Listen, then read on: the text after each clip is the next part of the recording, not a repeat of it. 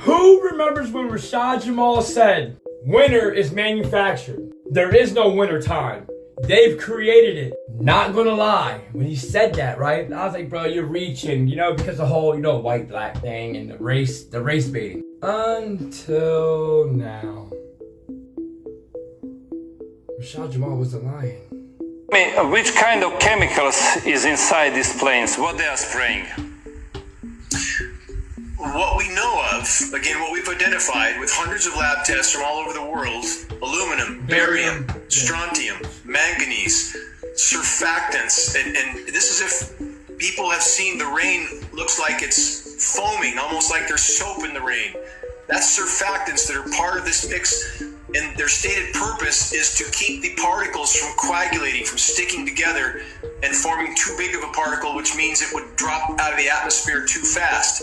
So surfactants, we also have polymer fibers. That's important. We now have plastic, we have nanoplastics showing up in everyone tested, everywhere, in internal organs, in brain tissue, in our food. And again, it's not just decomposing plastics, which we recognize as real, but when polymer fibers are specifically named in climate engineering patents as part of that mix. Polymer? And we know now they're showing up everywhere, all over the globe, from the North Pole to the South Pole to the top of Mount Everest. Of course, we would connect that to these operations. We also have graphene. That's very important. Graphene? What is graphene doing in our rain? We have our most recent 100 lab tests, with only a few exceptions, all had graphene in them. And we have climate engineering patents that specifically call for graphene to be used as an ice nucleating element.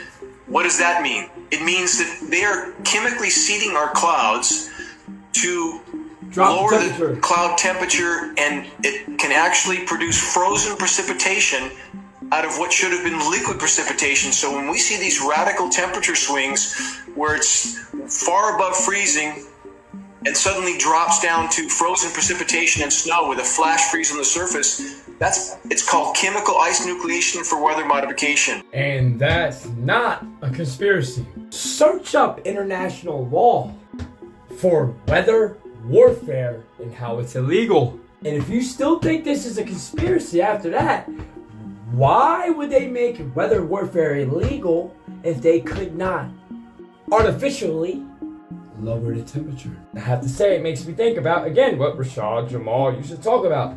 How long have they been artificially lowering the temperature? And is winter real or manufactured?